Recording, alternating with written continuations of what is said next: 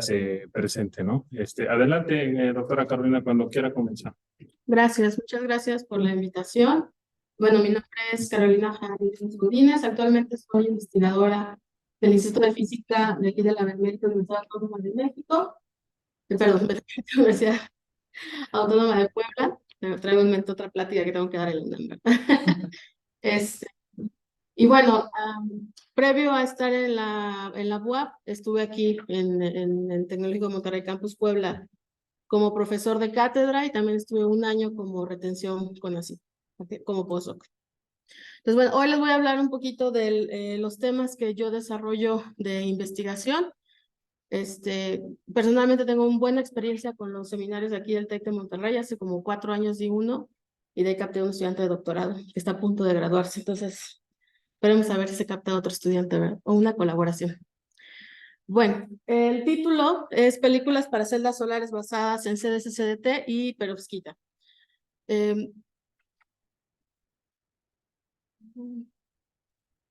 Ya me desacostumbré. Ahí está. Y bueno, el contenido de mi plática es una breve introducción acerca de celdas solares y después voy a hablar específicamente de un estudio que se hizo por espectroscopía de impedancia de las celdas solares de CDT-CDS. Y ahí está. Sí. Y a partir de este estudio de impedancia se hizo la determinación numérica de la respuesta espectral y de la corriente de cortocircuito de la celda solar. Voy a hablar un poquito de filtros antirreflejantes para una celda solar y finalmente de la celda solar de perovskita. Y bueno, a manera general, las celdas solares han tenido un impacto en la importancia de la investigación desde los años 70, ¿no? El boom de las celdas solares se dio con llevar al hombre a la luna, ¿no? Con la necesidad de energizar el sistema, pero a un menor peso principalmente, ¿no? No llevar combustible, una celda solar, que fueron las de silicio las que se llevaron, son las que hicieron el boom. Sin embargo, hay un mundo de celdas solares que se han investigado, de silicio, cristalino, policristalino, multiunión, pero en la actualidad las que están, digamos que en la frontera de la ciencia son las celdas solares de película delgada y estas celdas emergentes, ¿no? Que son una combinación de celdas solares orgánicas e inorgánicas. Para mi caso, lo que yo he trabajado son las celdas solares de película delgadas basadas en CDT, que es el teluro de cadmio, que si observan aquí es esta línea, ¿no? Con amarillo, que han llegado a tener una eficiencia por ahí del 25%. Pero esto lo hablamos a nivel laboratorio. Sin embargo, estas celdas ya están siendo comercializadas por la empresa First Solar, que son las que tienen la patente de la celda solar de mayor eficiencia de este tipo. Y de las celdas emergentes, las celdas solares de perovskita, tanto orgánica como inorgánica, también teóricamente nos dice que pueden alcanzar una eficiencia hasta de 35%, ¿no? Pero experimentalmente, las celdas solares de perovskita están aquí. Si se dan cuenta, empezaron a ser estudiadas por el 2013 y han alcanzado ya una eficiencia del 24% a nivel laboratorio. Eso es muy importante de recalcar. Las celdas solares de perovskita son muy sensibles al ambiente, ¿no? Si como son de materiales orgánicos, se degradan rápidamente y ese 24% que se obtiene en el laboratorio al año ya es un 10%, a los 2 años ya es un 8% y se empieza a degradar su eficiencia. Es por eso que no han logrado la comercialización, pero a nivel laboratorio es muy fuerte el interés de seguir desarrollando métodos para hacerlas cada día más estables. A grosso modo, las celdas solares de película delgada, de hecho las que están reportadas con las mayores eficiencias, por ejemplo aquí tenemos la de CDT, tienen una estructura de este tipo. Se llaman de película delgada porque justamente es una estructura de varias capas, de varios materiales, cada uno con su propósito específico. Y por ejemplo, la de CDT, que es la de mayor eficiencia, tiene aquí un sustrato de vidrio sobre el cual se le deposita un óxido conductor transparente, que el reportado con mayor eficiencia es el estanato de cadmio, con combinación de óxido de estaño. Después una capa tipo N, que es el CDS, una capa tipo P, que es el CDT, que es en donde se lleva el efecto fotovoltaico, y unos contactos, ¿no? Que pueden ser de cobre o de cualquier otro metal o carbón. Otras de las películas delgadas que se utilizan para estas celdas solares son las llamadas basadas en SiC, que son cadmio, indio, germanio, azufre. Este cuaternario se ha estudiado por muchos métodos de depósito y creo que el que se utiliza aquí es un método físico como sputtering, al igual que los que se utilizan acá en la celda de CDS son depositados por medios físicos principalmente. Entonces, ambas estructuras, por ejemplo, esta tiene una estructura al revés. En este caso, en la de teluro de cadmio, el sol incide por el vidrio. En el caso de la de cobre, indio, germanio, azufre, el sol incide por la capa transparente que puede ser de óxido de zinc o de óxido de estaño dopado con indio. Pues aquí, como pueden ver la estructura, tenemos otra vez un andamio de vidrio y después un contacto de molibdeno. Posteriormente la capa tipo P, que es el SiC, la capa tipo N, que es el CDS, otra vez en la unión NP, es en donde se lleva a cabo el efecto fotovoltaico, y nuestro contacto superior, que es transparente. Entonces el sol incide por acá, por arriba. Estas celdas solares tienen una cierta estructura, a comparación de las de perovskitas. Las celdas solares de perovskita, en teoría, lo que nos dicen los cálculos numéricos, es que con un material tipo perovskita podemos sustituir la capa, la unión NP, que es donde se lleva a cabo el efecto fotovoltaico. Entonces, si ustedes observan aquí esta configuración, tenemos el sol otra vez que incide por acá arriba, y principalmente aquí tenemos el material absorbente, que es la perovskita. Y todas las demás capas han surgido de manera experimental para poder recolectar ese electrón que se libera en la capa tipo perovskita o en la unión NP. Entonces, como podemos ver, tenemos un contacto superior también y un contacto inferior. Y a estas celdas solares, tanto a las de película delgada como a las de perovskita, también se les ha agregado componentes como capas antirreflejantes para optimizar la cantidad de radiación solar que incide sobre ya sea la unión NP, que es la que va a llevar a cabo el efecto fotovoltaico, o sobre la perovskita, que es la que va a llevar a cabo la transformación esa de liberar el electrón. Y las perovskitas, si ustedes se fijan, también tienen varias capas que las componen.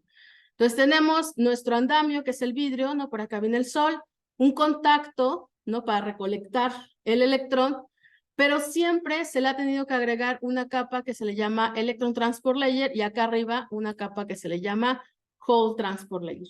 Entonces lo que nosotros tenemos para el efecto fotovoltaico es que en nuestra capa absorbente, ya sea NP en película delgada o perovskita, debe haber un par electrón hueco disponible.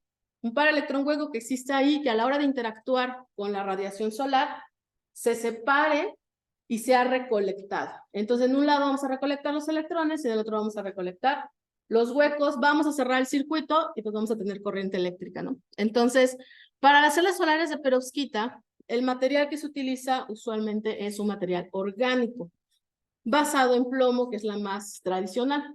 Bueno, la más estudiada, no tradicional. Y también hay algunos estudios en celdas solares inorgánicas, pero siempre es necesario tener nuestro Hall y nuestro Electron Transport Layer. Y aquí es donde hay un mundo de posibilidades de mejora, ¿no? Entre mejorar la capa perovskita, mejorar los Electron Transport Layer, los Hall Transport Layer, mejorar la eficiencia, mejorar la estabilidad, etcétera. Entonces, de ahí viene que la espectroscopía de impedancia sea una técnica que nos permita saber qué es lo que está pasando electrónicamente en la estructura del material. Entonces, por ejemplo, cuando se hace una espectroscopía de impedancia, por ejemplo, para esta estructura, que ahora es una nueva película, ya no es el SiC, es el CZTS, que es cobre, zinc, estaño, azufre, sustituyendo al CDT. Y típicamente en estas celdas solares de película delgada obtenemos una curva de este tipo, ¿no? Un semicírculo que puede tener ciertas deformaciones, que hace que sea más alargado, un círculo más, más simétrico o que presente una pequeña colita. Todo esto que nosotros observamos en la curva de espectroscopía de impedancia nos da información sobre qué está pasando en toda esa estructura, ¿no? Si hay recombinación de la carga libre, si nuestra unión NP es eficiente o no lo es, si tengo demasiados huecos en mi material tipo P o demasiados electrones en mi material tipo N, que permita una recombinación, etc. Entonces, hay mucho estudio alrededor de este tipo de sistemas, pero aún así hay muchas incógnitas, porque cada uno de los sistemas cambia la forma de la curva, cambia el circuito que se le va a ajustar para hacer los cálculos necesarios. Y por el otro lado, del lado derecho, tenemos las curvas típicas que se observan en ahora las celdas solares de perovskita. Si se dan cuenta, cambian radicalmente. No podemos tener aquí un semicírculo pequeño y luego otro semicírculo que está deformado, e incluso que aparece un semicírculo en la parte negativa, que también tiene que ver con cómo es la recombinación del material, o un semicírculo grande y luego una pequeña colita. Va a depender mucho del material que tú estés estudiando. Entonces, usualmente la gente que se dedica a espectroscopía de impedancia, que es una técnica no muy sencilla de analizar, muy sencilla de realizar, pero no de analizar, lo hace con películas nada más, ¿no? Yo quiero estudiar, no sé, el cobre indio selenio y le pongo contactos. Y veo nada más qué está pasando en el cobre indio selenio. Y son pocos los que se avientan a hacer el estudio de toda una estructura, ¿no? Ya sea para un diodo, ya sea para una celda solar. Mientras más capas tengas tú en la estructura que estás diseñando, más difícil se va a hacer el análisis por espectroscopía de impedancia. Entonces, ¿qué es lo que nosotros realizamos? Bueno, hicimos un estudio de esta celda solar en particular. Tenemos el vidrio, el óxido conductor transparente, que es el estanato de cadmio, nuestra capa tipo N, nuestra capa tipo P, y los contactos, ¿no? En una estructura como la que se muestra aquí. Entonces tenemos nuestro vidrio, todas nuestras capas, y arriba tenemos un contacto de teluro de cobre con oro. Debido a que la última capa de nuestra celda es la capa tipo P, que es el teluro de cadmio, y hay muchos estudios de que al depositarle el contacto metálico de indio, de oro, de cobre, siempre hay una difusión de cadmio hacia, del cadmio hacia el contacto o del teluro hacia el contacto. Entonces se hizo un estudio que está en otro paper sobre los mejores contactos para la celda solar y también el óxido conductor transparente. En nuestro caso, bueno, nos dicen, bueno, si esa celda ya está reportada, ¿cuál es el aporte, ¿no?, de tu trabajo? El aporte es que cada una de las capas que se crecieron para esta celda solar se hicieron con métodos de química suave. Es decir, que son muy baratos, que son fácilmente escalables a nivel industrial y que contaminan un poco menos. El doctor tiene una pregunta. Adelante, doctor. Entonces, esa construcción anterior a esta transparencia que nos mostraste, tiene una capa como una capa intrínseca entre la capa P y la N del semiconductor. Sí, como cualquier unión NP, cuando tú la citas, se genera una zona de transición. Y eso lo que hace es mejorar la zona de transporte, ¿no? Dependiendo de la calidad del material tipo NP, te puede mejorar, ¿no? Puede ser que la zona de deflexión, que se le llama, sea muy grande o muy pequeña, muy energética. Oye, claro, sí, toda la fenomenología física de fenómenos de transporte también la incluyen en sus papers, o solo están analizando la conductividad térmica, conductividad eléctrica y qué tan eficiente es la celda, o también analizan todo lo que se deriva de transporte. El objetivo de la espectroscopía de impedancia es justamente hacer el análisis de todo lo que se deriva del transporte eléctrico. Vale. Gracias. Sí. De nada. ¿Alguna otra pregunta hasta aquí? Oigan, es que preguntar el tema de no sé quién escucha ya, hablo en el micrófono. Sí, ábrelo.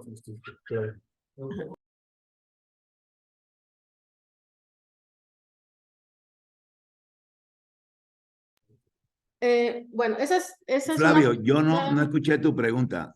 A ver, voy a decirle desde aquí. Yo quería preguntar sobre esto, obviamente me falta mucho contexto, ¿no? Entonces, los primeros gráficos donde se medían la eficiencia, Pues quería preguntar sobre pues, cómo se mide o cuál es, bajo qué parámetros se considera la eficiencia, si realmente se puede reducir solamente a la cantidad de electrones que capta o bajo qué otro parámetro.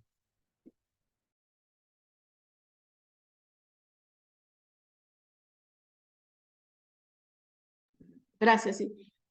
¿De qué depende la eficiencia? La verdad es algo súper complejo, ¿no? De entrada necesitas que tu unión NP sea eficiente, es decir, el material CDS y el CDT, por ejemplo, se unan de manera eficiente. Cuando nosotros unimos un material N con un tipo P, se genera una zona de deplexión en donde, bueno, el material tipo N tiene exceso de huecos, el P exceso de electrones. Estos excesos, al ver el otro material que tiene muchos electrones, se sienten atraídos a los huecos y los huecos se sienten atraídos a los electrones y se genera un campo eléctrico entre esos dos. Ese campo eléctrico, qué tan ancho sea ese campo eléctrico, te va a dar qué tanta fuerza tiene el campo. Si es muy ancho, el campo se va haciendo más débil. Si está muy pegadito, es muy fuerte. Entonces, debe haber un equilibrio, ¿no? Y eso te lo da la cantidad de portadores de carga disponibles en el material tipo N y el tipo P, ¿no? Entonces, qué tan, digamos, de qué tan mejor calidad tengas cada uno de los materiales, es una. Pero ya que tienes tu unión NP, pues la vas a exhibir a la radiación, ¿no? Entonces, sabemos que el espectro electromagnético es muy amplio, pero donde tenemos mayor cantidad de radiación, pues en el visible. Entonces, uno espera que el material tipo P, que es la última capa a la que debe llegar el electrón, aproveche la mayor cantidad de radiación visible. Pero si te fijas aquí en la imagen, para llegar al material tipo P tiene que pasar por el vidrio, el óxido control transparente y el N. Entonces, todas esas capas te van a, digamos, detener, te van a filtrar. Entonces, es bueno que te filtre porque así no tienes un exceso de fotones que te pueden generar calor, ¿no? Esa es otra, el calor también disminuye la eficiencia de la celda. ¿Qué tan conductoras sean tus contactos? ¿No? Por ejemplo, aquí el contacto dice cobre o metales, o sea, no dicen cuál porque es pues su patente, ¿no? Y acá arriba nada más dicen, pues es una combinación de óxido de estaño con estanato.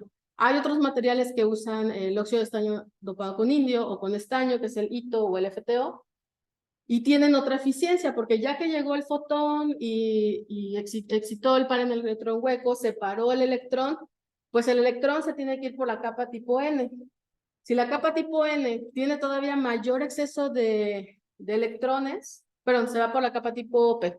Si la capa tipo P tiene muchos huecos, pues el electrón se va a recombinar ahí y ya no lo vas a captar. Entonces la calidad de tu capa tipo P y tu tipo N sigue siendo de peso.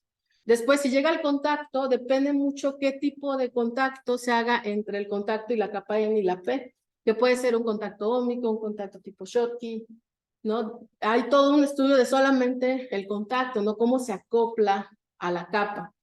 Pero ahí es donde a lo mejor tu NP es ideal, pero tu contacto no, y ahí pierdes electrones porque tienes una capa tipo Schottky y los repele, ¿no? Entonces, hay un montón de situaciones que pueden pasar, pero por todos lados. Entonces, por ahí va que se haga la espectroscopía de impedancia, porque sí nos da un poquito de información de cuál es la distancia que tiene nuestra zona de deplexión, qué tanto se metió a la capa tipo N, qué tanto se metió a la capa tipo P, si existe qué tipo de recombinación. Entonces, son varias caracterizaciones que se tienen que hacer para explicar por qué la eficiencia. Porque en realidad la caracterización de eficiencia solar es súper sencilla. Tú tienes la celda, le haces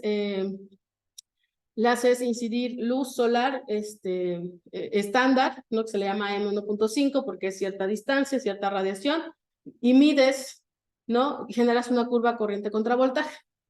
Y a partir de esa curva, pues sacas la eficiencia de la celda. Es muy, muy sencillo de medir. Con iluminación, claro está.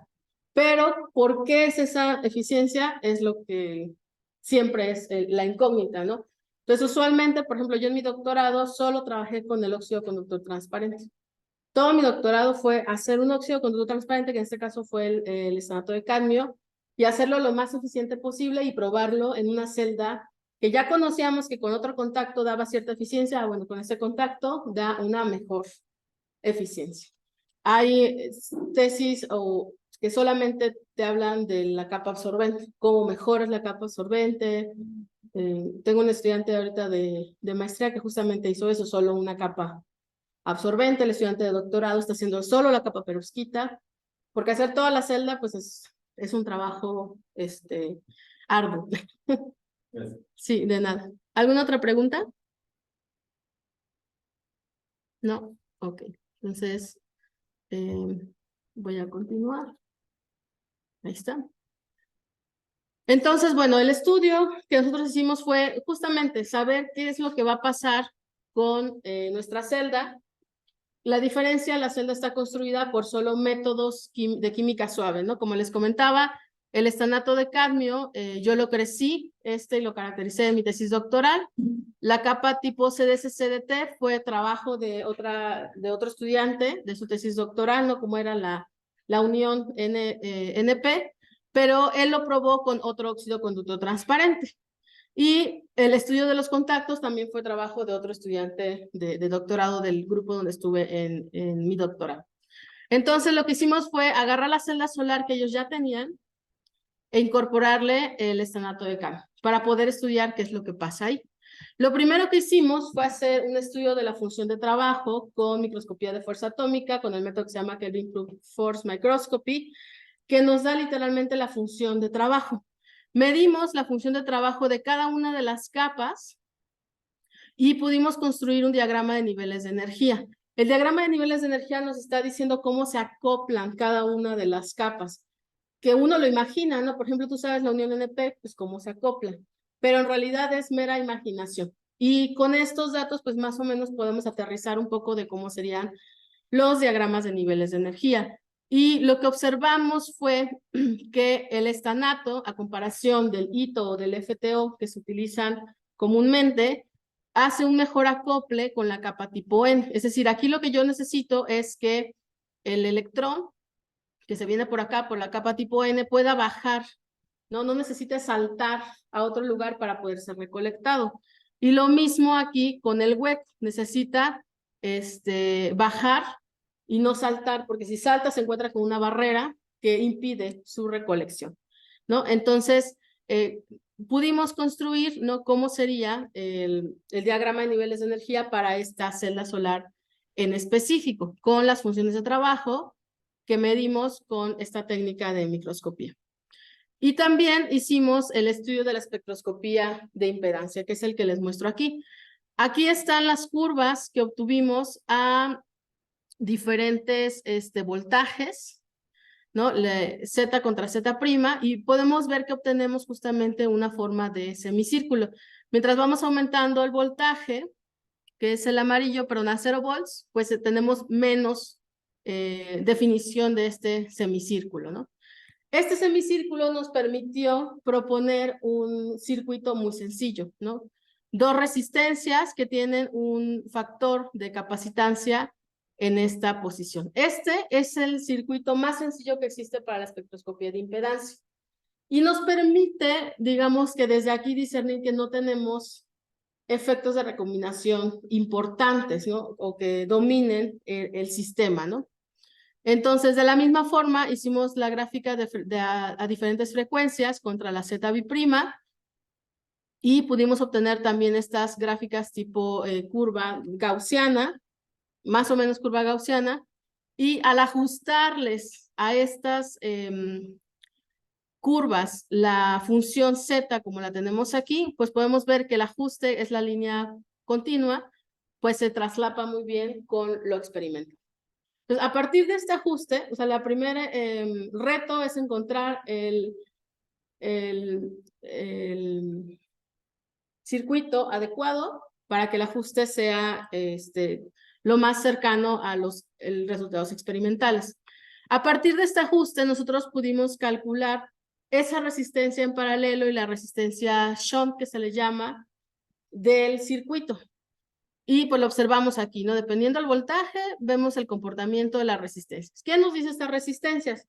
A grosso modo, el incremento de la resistencia S, que es esta que tenemos aquí, a unos voltajes más positivos, nos está diciendo que al nosotros estarle inyectando voltaje a nuestra celda, la zona de deflexión o la zona de separación de carga de la unión NP se hace más pequeña.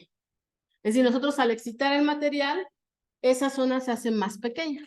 Quiere decir que pues, se hace un poco más fuerte el campo eléctrico y permite mejor la separación del paraelectrón hueco.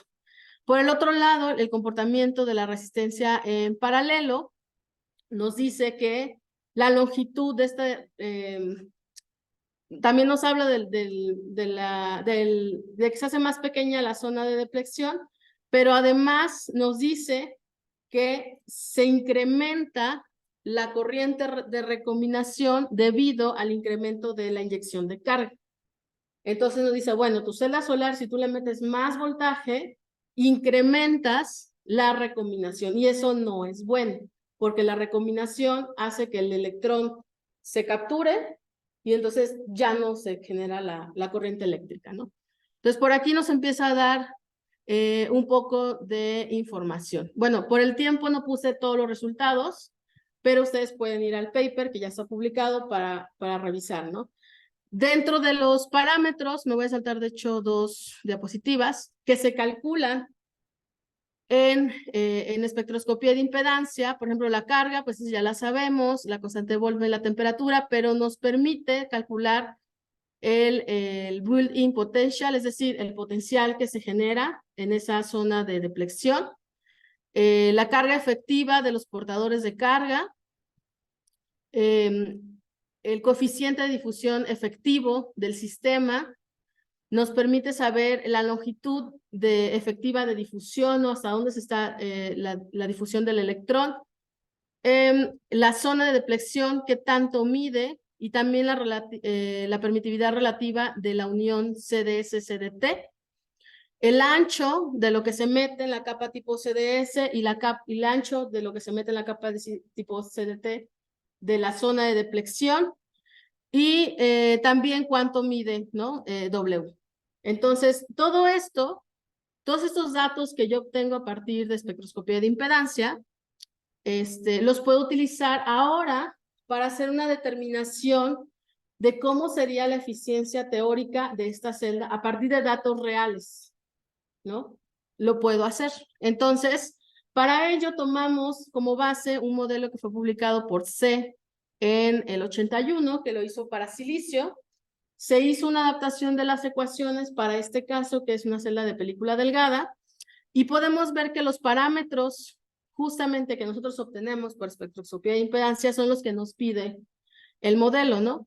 Aquí tenemos toda nuestra capa tipo N, toda la capa tipo P, cuánto mide la zona de deflexión, qué tanto toma de la capa N, qué tanto toma de la capa P, la difusión, etcétera. No, todo esto que nosotros obtuvimos de espectroscopía de impedancia lo metemos al programa, ¿no? Y también pues depende de qué tanta luz está incidiendo. Esta luz incidente es la que les comentaba, AM1.5, que son 1000 watts sobre metro cuadrado. Depende también de algunas características ópticas este modelo. Claro, la HV son los fotones, ¿no? ¿Perdón? HV son la energía de los fotones. Exacto, la energía de los fotones, sí. Depende también de toda la reflexión total de la celda, es decir, ya que pasó todo el fotón que tanto se está reflejando entre reflexiones internas, absorciones, etcétera, los coeficientes de absorción de las capas tipo N y P y la transmitancia del óxido conductor transparente. Esos son los parámetros que van a alimentar a nuestro modelo. Y la importancia de generar un modelo es de que podemos predecir, ¿no? ¿Qué pasa si yo le agrego otra capa a mi celda? ¿Qué pasa si se la sustituyo? ¿No? Y basado en datos reales. También lo hicimos a manera de digamos que un cross-check de saber si nuestros datos reales que obtuvimos espectroscopía de impedancia nos dan una eficiencia que nosotros esperamos de la celda, porque recuerden que la podemos medir. Entonces es como, digamos que corroborar, ¿no? Lo que nosotros hicimos en espectroscopía de impedancia, lo que obtuvimos, corroborarlo y corroborar nuestra metodología también numérica. ¿No? Entonces, estos son todos los datos que alimentan al programa que obtuvimos desde espectroscopía de impedancia. ¿Y qué es lo que nosotros obtenemos? Nosotros obtenemos toda la energía espectral de la celda y también la podemos obtener dependiendo de cada capa. Por ejemplo, aquí está la transmitancia de nuestro CDS, en nuestro estanato, y esta es la reflectancia total, ¿no? Con esto yo alimenté al sistema, las absorbancias de mis capas, y obtengo esto, que es la respuesta espectral. Y la respuesta espectral me está hablando, que es la azul, esta es toda la respuesta espectral de la celda solar, y también me está hablando cuál es la respuesta espectral de la capa tipo P, la capa tipo N, y bueno, esta no la estoy explicando, pero es sin una capa de antirreflejante. Con esta respuesta espectral, sí, adelante, doctor José Manuel. ¿Te puedes regresar a la anterior? A la anterior. Solo no me queda claro algo acá. Cuando viene las ondas electromagnéticas aquí, es decir, la energía del fotón, e incide en el material inicial, pues por aquí se propaga una onda electromagnética, ¿no? Así Y es. esa onda electromagnética pues va a comportarse diferente en el medio, en el aire, digamos, que en el material sólido.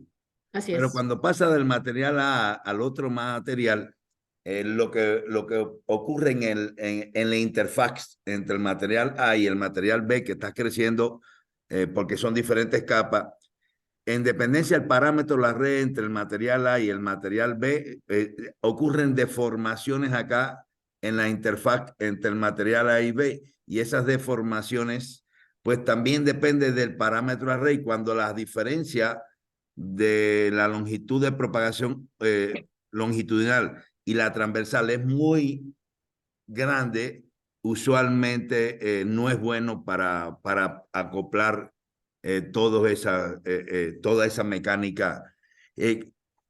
Ustedes no tuvieron en cuenta eso, sino sencillamente lo que hicieron fue experimentación, pero modelación matemática no hay. ¿Qué es lo que ocurre en la interfaz en cada una de esas ese movimiento de las ondas desde el punto de vista electromagnético, desde el punto de vista mecánico entre material A, B y entre B y C? Sí, bueno, idealmente, como son puros materiales semiconductores, por ejemplo, el primer material pues es el vidrio, ¿no? Que ya Sí. nos está dando una deformación de la onda electromagnética, que va a tener su propia absorbancia y va a dejar pasar otro material. Entonces, la primera capa, que es nuestro óxido conductor transparente, se busca que el band gap, justamente que es el que va a permitir que se absorba esa energía, pues sea grande, para que las energías un poco más pequeñas las deje pasar idealmente tal cual va, ¿no? Entonces, aquí sí hacemos como que un modelo de idealización de que solamente la energía que se encuentra más allá del band gap es la que se va a absorber ahí en el material conductor transparente, y que todo lo demás lo va a dejar pasar, ¿no? Y después viene la capa tipo N, que también tiene un band gap que es más grande que el de la capa tipo P, para que justamente deje pasar la energía para la capa tipo P. Entonces, ahí hay una pequeña idealización, ¿no? De que todo pasa. Pero en el modelo también necesitamos la reflexión total de la celda. Entonces, ahí en la reflexión total de la celda, digamos que se mete un poco de la física que está pasando con la onda cuando ya entró y salió. Entonces es como una atenuación que se tiene de toda la energía, pero no se está haciendo específicamente intercapa por intercapa. O sea, sí hay modelos más complejos que sí lo hacen, pero no todos lo hacen porque vas complicando cada vez más el modelo. Entonces sí hizo falta, ¿no? Meterle esa interacción, como usted dice, de qué pasa en la interfaz, ¿no? ¿Qué es lo que está pasando ahí? Y sí tenemos, digamos que la manera de demostrarlo experimentalmente. Por ejemplo, podríamos medir la interfaz con elipsometría para saber justamente cómo va la polarización tipo S, tipo P, y ajustar. Pero no lo hicimos para este modelo. Perfecto. Okay. Entonces, continúo. Entonces, a partir de la respuesta espectral, que como ya mencionaba también con el doctor Nieto, sobre qué es lo que está haciendo la interacción óptica y electrónica del material, nosotros pudimos construir, porque la respuesta espectral lo que nos da también es la corriente, la información sobre la corriente de cortocircuito que tiene la celda. Entonces, esta es una curva típica, o como nosotros lo medimos para saber la eficiencia de la celda, ¿no? Por ejemplo, la experimental es la que está aquí en bolitas azules gruesas. Esto es lo que nosotros obtuvimos de la curva experimental de esa celda solar en específico. Y a partir de esta curva nosotros podemos calcular el JSC, el VOC, bueno, la corriente de cortocircuito, que es aquí donde corta en el eje de la corriente, el voltaje a circuito abierto, que es donde corta acá en el eje del voltaje, el factor de llenado, que básicamente es un cuadrado que nosotros imaginamos aquí, mientras más grande sea el cuadrado, aquí entre los ejes y la curva, mejor va a ser la eficiencia de la celda. Y pues se puede calcular la eficiencia de la celda, ¿no? Entonces, experimentalmente, nosotros obtuvimos 9.62 de eficiencia. No fue la más bonita que tengamos, de ese tipo tenemos hasta 16%, pero numéricamente nosotros podemos ver que a partir de lo que obtuvimos en espectroscopía de impedancia, con lo que alimentamos nuestro modelo, obtuvimos una eficiencia de 10.9. Entonces, la aproximación es muy cercana, es menor del 1%, perdón, de un punto, sí, 1% de diferencia en la eficiencia. Lo probamos con otros modelos y obteníamos más o menos el mismo error. Entonces, esto nos permitió a nosotros decir, bueno, nuestro modelo se ajusta a lo que está experimentalmente observándose y se ajusta porque lo que obtuvimos por espectroscopía de impedancia es real. La cantidad de portadores que hay, la distancia de la zona de deflexión. Entonces fue una manera de corroborar que nuestros datos eran correctos. También lo hicimos poniendo o alimentándonos de los datos que encontramos en la literatura, ¿no? Que ciertamente no son tan realistas porque fueron medidos en otras condiciones o para otro óxido con otro transparente, etcétera. Y alimentamos también nuestro modelo y nos dio, creo que se pasaba un poquito a 11.3% el modelo, y con algunos otros datos nos quedaba un poquito más abajo. Entonces, tenemos ahí una diferencia de hasta 2% dependiendo de dónde tomamos los datos de qué es lo que está pasando electrónicamente en toda la estructura de la celda. Entonces, este modelo pues nos permitió corroborar que los datos experimentales de espectroscopía de impedancia son realistas, y establecer un modelo sencillo, porque existen muchos modelos que nosotros podemos usar, incluso ya hay softwares donde tú puedes simular la celda solar, pero este es algo un poco más sencillo, con menos datos, digámoslo así, con el que podemos alimentar nuestro sistema y obtener qué es lo que va a pasar con la eficiencia de la misma. Pues creo que en esta presentación no la puse, pero también hicimos un experimento en donde se diseñó un filtro óptico como antirreflejante. Y dijimos, bueno, ¿qué pasaría? Primero, pues hicimos todo el análisis del filtro, ¿no? ¿Qué queremos? ¿Cuánta transmitancia queremos que tenga para optimizar la radiación que le entra al sistema? Y lo metimos a nuestro sistema multicapas y pues hicimos la comparación de que si iba a ser eficiente o no el filtro antirreflejante, ¿no? Que eso fue una tesis de maestría ya del instituto. Entonces ya utilizamos este modelo y vimos que pues también nos funciona para ver si podemos nosotros agregarle una capa, quitarle una capa, etcétera, ¿no? Obviamente hay que hacer ligeras modificaciones, pero nos permite utilizarlo para otras. Y el objetivo también es que el modelo lo podamos utilizar para otro tipo de celdas solares. Ya vimos que como nosotros hicimos la adaptación de las ecuaciones, funciona. Podríamos hacer la adaptación de las ecuaciones para otro sistema, como por ejemplo lo son las celdas solares de perovskita. Y en las celdas solares de perovskita, pues estamos trabajando con el estudiante de doctorado, que es de aquí del TEC de Monterrey, pero de Campus Santa Fe, en justamente la celda solar basada en FAB-PBI3, que es en plomo. Entonces, esta celda solar, pues es una estructura perovskita, que nosotros la encontramos incluso para materiales ferroeléctricos, ¿no? Que se utilizan como sensores. Y usualmente se han estudiado para celdas solares, ya sea orgánicas, perovskitas orgánicas, perovskitas inorgánicas o un híbrido de ambas, ¿no? Entonces, Esta perovskita ha tenido una eficiencia reportada de hasta 20-21%. Pero como les comentaba, si esta perovskita al ser orgánica se expone a la humedad, al oxígeno, se empieza a degradar. Y aquí es donde tenemos dos fases de esa perovskita. La fase fotoinactiva, que ahora tiene una estructura tetragonal, que se le conoce como fase amarilla, y la fase activa, que es la perovskita, como la que mostraba acá, ¿no? Que también es una estructura tetragonal, pero que es la fase negra. Usualmente, los métodos de síntesis que están reportados es en un ambiente controlado. Y un ambiente controlado hablamos de una cámara de guantes con control de partículas por millón de nitrógeno y de oxígeno, que son muy caras. Ya alguna vez coticé una que costaba unos 8 millones de pesos. Y en cuanto las sacas de la cámara de guantes, toda la caracterización la hacen ahí. O sea, dentro de la cámara de guantes está para crecerla, para hornearla y para caracterizar la celda. Y en cuanto la sacas, cambia la eficiencia de la misma, ¿no? Entonces, son una de las desventajas que existen. Y el método usual, pues son métodos químicos, como el spin coating, que puede haber por un solo paso o por múltiples pasos, de 2 o 3 pasos. Y las temperaturas a las que se sintetiza este material son de menos de 200 grados centígrados, porque más de 200 se quema el producto orgánico. Entonces ya no nos sirve. ¿Qué es lo que nosotros hicimos aquí?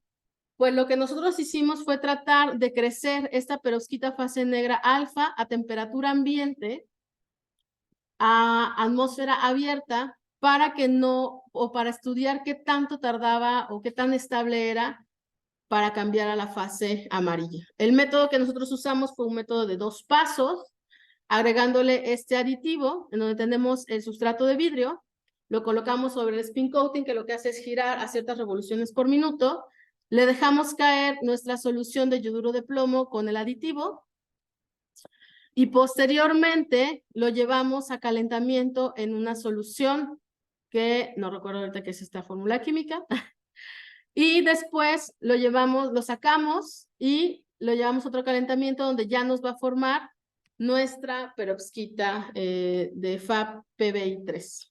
Entonces son 2 pasos porque lleva uno aquí, uno acá y el calentamiento. Entonces, ¿qué fue lo que obtuvimos? Recuerden que esto lo hicimos a atmósfera abierta. No lo hicimos en una cámara de guantes. Lo único que usamos controlado fue que este aditivo, NH4SCN, sí se degrada en atmósfera abierta. Entonces, lo que hicimos literal fue tener una bolsa que le inyectamos nitrógeno y esperamos un tiempito para que se saliera todo el oxígeno o la mayor parte de oxígeno, y ahí manipulamos ese reactivo y lo combinamos con el plomo. Pero en cuanto se combinó con el plomo, salió de esa bolsa de guantes que le llamamos, y todo lo demás se hizo atmósfera abierta. Entonces, sí es una gran diferencia con lo que está reportado en la literatura, ¿no? Entonces, ¿qué es lo que obtuvimos? Pues de entrada obtuvimos que a diferentes porcentajes del aditivo tenemos presente casi pura fase negra, que es la fase delta, que son los puntitos, perdón, la fase alfa. Sí, la fase alfa, que son los puntitos abiertos. Si se fijan, con 20% del aditivo, este es un difractograma de rayos X que nos permite saber qué fase cristalina está presente. Vemos que la mayoría de los picos pertenece a la fase negra, que es la que queremos, y algunos de la fase amarilla, ¿no? Se generan ahí. Mientras vamos aumentando la cantidad de aditivo, vemos que estos picos de la fase amarilla van desapareciendo, que este es el más grande. Vemos que aquí casi no está presente, y ya aquí con un exceso de la fase amarilla vuelve a aparecer, ¿no? Y todos los demás pues desaparecen completamente. Eso nos da una idea de que desde el inicio nuestra perovskita es fase negra y es estable. Cabe mencionar que debido a las restricciones que teníamos, esto lo hicimos durante la pandemia, entonces había muchas restricciones en cuanto a crecimiento de materiales, no venir al laboratorio, hacerlo y luego llevarlo a caracterizar. Entonces, entre que lo crecimos y se caracterizó, pasó mínimo una semana. Y la perovskita estuvo pues ambiente abierto, no lo metimos ni a bolsa controlada de humedad, nada, ahí, bueno, en Puebla, ¿no? Que es medio seco. Y lo llevamos a caracterizar rayos X a Ciudad de México. Entonces podemos ver que es muy estable nuestra perovskita. Y cuando hicimos caracterización de la morfología por microscopía electrónica de barrido, pudimos ver cómo es que cambia la microestructura del material. De entrada, vemos que tenemos algunos huecos, ¿no? Estas zonas que se ven aquí más negras son vidrio. Entonces podemos ver si es homogéneo, si se está pegando bien la perovskita. Nosotros la crecimos sobre un óxido conductor transparente que es el FTO, justamente para poder hacerles algunas caracterizaciones. Y observamos que la 40% es la que tenemos una superficie más homogénea. A 20% observamos, además de la morfología de la perovskita, algunas estructuras como de papita frita, ¿no? O de dedito, o de aguja también. Y esas, al hacerles un análisis químico, pudimos ver que eran ioduros de plomo. O sea, yoduro de plomo que no reaccionó en perovskita y quedó ahí como remanente. Y la cantidad de yoduro de plomo disminuyó hasta el 40%. Entonces, tenemos ahí unos pros y contras. Si regresamos a los rayos X, al 40% como que volvió a aparecer un poquito de fase amarilla, pero tenemos mejor superficie y menos cantidad de yoduro de plomo presente, ¿no? Entonces dijimos, bueno, ¿qué está pasando cuando yo estoy haciendo esta reacción de 2 pasos, ¿no? Para que yo tenga este material al final. Entonces hicimos el estudio de la fase intermedia, es decir, ¿qué pasa antes de que le haga el segundo depósito? Entonces podemos ver que en los rayos X tenemos mucha presencia de yoduro de plomo, que son los puntitos más oscuros al 20%, y conforme vamos aumentando la cantidad del aditivo, empezamos a observar que el yoduro de plomo se está combinando ya con el aditivo o el aditivo solito, ¿no? Que son los menos.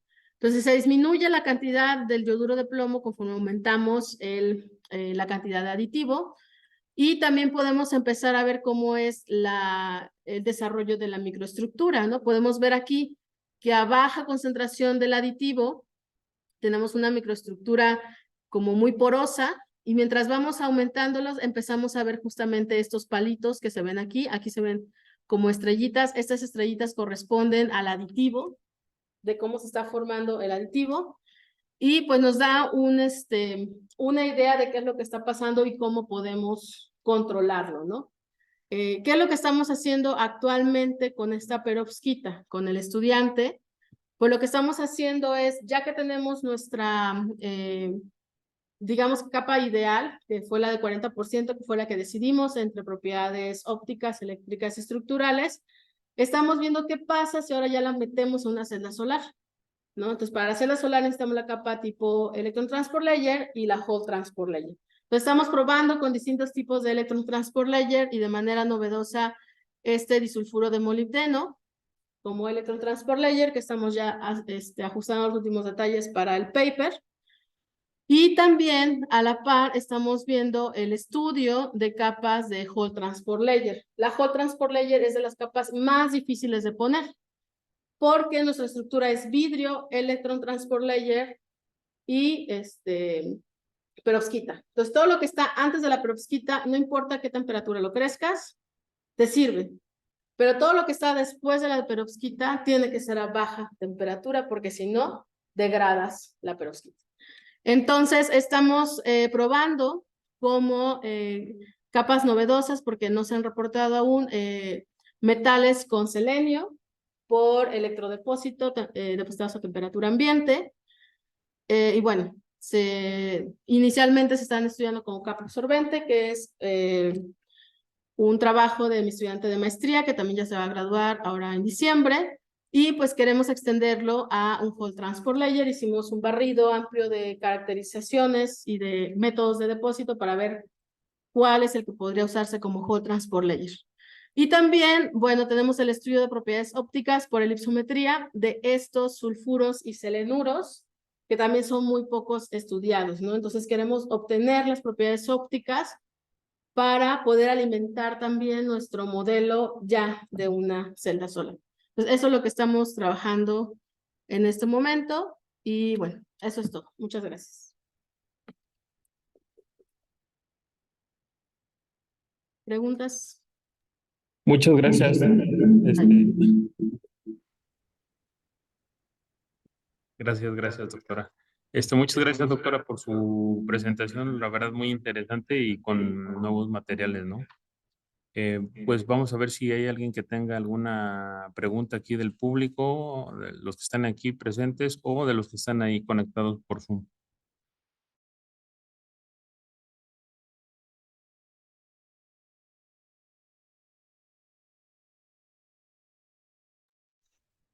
Am, pues muchas gracias, doctora, por su plática. Usted es la primera invitada que tenemos en el grupo. Este, pues un gusto tenerla aquí. A mí me interesaría saber si ya le aplicaron el modelo que habían obtenido, que se parece como el de un diodo, a las placas de perovskita. Todavía no aplicamos ese modelo, hace falta un estudiante para que lo haga. El estudiante de doctorado no se da abasto. Entonces, el estudiante de doctorado está muy metido en la parte experimental, entonces ya tenemos muchos datos de la perovskita porque hemos hecho bastante caracterización, por ejemplo, fotoluminiscencia, que también nos da mucha información sobre el tipo de recombinación, pero nos hace falta medir espectroscopía de impedancia y alimentar el modelo. Entonces, sí, en eso estamos también, pero nos hace falta manos para trabajar. Ok. Y mi segunda pregunta es si nos podría compartir esa publicación. Me gustaría leerla. Se las mando en un momento al chat. Aquí la tengo en mi computadora, entonces para que todos la tengan. Muchísimas gracias.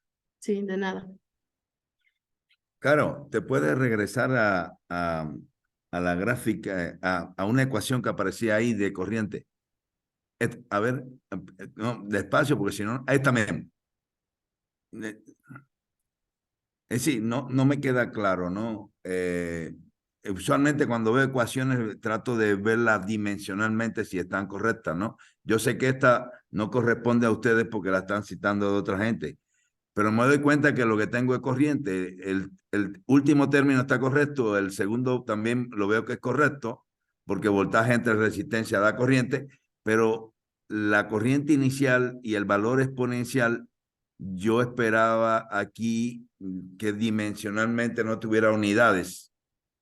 La carga se da en volt, aquí tengo yo entonces voltajes, aquí tengo la constante de Boltzmann, que es Joule sobre Kelvin o electrovolt sobre Kelvin, y T, la temperatura, que en ese caso sería Kelvin, pero cuando trato de cancelar no veo que me queda vivo una unidad de medida, por tanto esto no es un número, ¿no? Para que la corriente inicial se multiplique por un exponencial y siga dimensionalmente como ampere, ¿no? Es lo único, no, nada más, no sé si a la hora de escribirla ahí hubo algún error, pero bueno, a mí no sé, no me da dimensionalmente correcto, ¿no? Sí, según recuerdo, lo checamos varias veces y sí, nos da dimensional el factor exponencial. Pero lo podemos checar en el paper, donde viene ya un poquito más explícito. Pero sí lo checamos porque de hecho fue la pregunta de un revisor. Vale, y más adelante, cuando pusiste unas muestras con 10 Armstrong de grosor, adelante, más adelante, más adelante, más adelante, más adelante. Estas, aquí, ¿por qué solo usaste 10 micrómetros? Ok, esta es una imagen de la superficie. Literalmente, de que se creció la perovskita, de hecho la perovskita es como de unos 300 nanómetros. Entonces, esta es la capacidad del microscopio, ¿no? Bueno, se pueden hacer más grandes o más pequeñas, pero creo que esta es como de 20 por 20 micras. Sí obtuvimos más grandes hasta creo que el microscopio te permite como 50 micras. El microscopio electrónico de barrido. Oye, Caro, perdón, David y colegas, yo me tengo que retirar porque entro a una reunión ahora a la 1. No sé si es mucho pedir, no sé si le interesa al grupo de David. ¿Por qué no nos invita un día ahí a tu departamento y nos muestra todo el equipamiento que tiene ahí y ver qué posibilidad de colaboración podemos establecer. Claro, claro, sería organizar una visita al instituto y ver qué... a qué David, tenemos ponte acceso. de acuerdo, me tengo que salir. Sí, Y doctor. yo sé que David trae una agenda con su equipo muy compleja, pero podemos organizarla. Sí, lo Muchas platicamos. gracias, Carolina, David, colegas, también me tengo que salir, perdón. Gracias, doctor Quieto. ¿Alguna otra pregunta?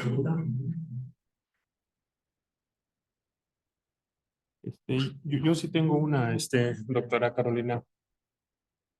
Gracias.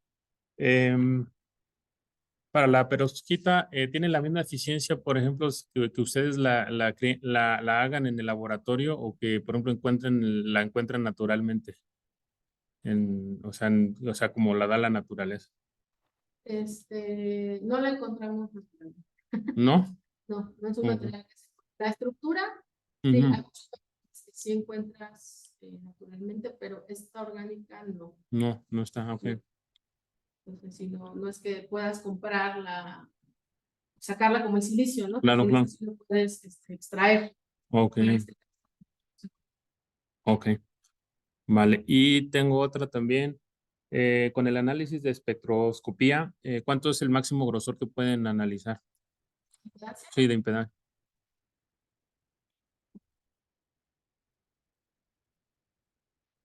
no sé si tenga alguna restricción, porque lo que tú haces es literal con esos contactos, uno, la parte superior y la inferior. Entonces, en este caso, la celda era como de menos de 1 milímetro, Ok, pero creo que sí han analizado más gruesa, pero se deforma la curva, porque ok. hay mayor combinación o hay pérdida.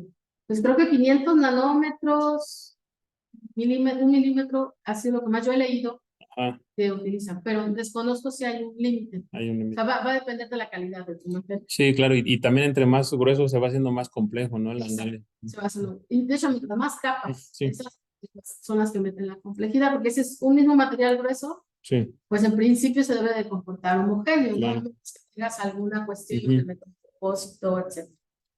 Ok, vale, muy bien. Muchas gracias, doctora. Pues, colegas, no sé si alguien más por allá que esté conectado tenga alguna pregunta más y si no, pues aquí terminamos el seminario. Como siempre, recuerden que el seminario lo queda grabado, lo subimos allá a una carpeta pero también le iba a pedir, le iba a preguntar aquí a la doctora que si nosotros tenemos un canal de YouTube, que si gusta que se publique ahí el video. Sí, sin Sí, problemas. ok. Sí, si me permiten ahorita antes de que se desconecten para pasarles el paper. Ah, claro que sí, gracias.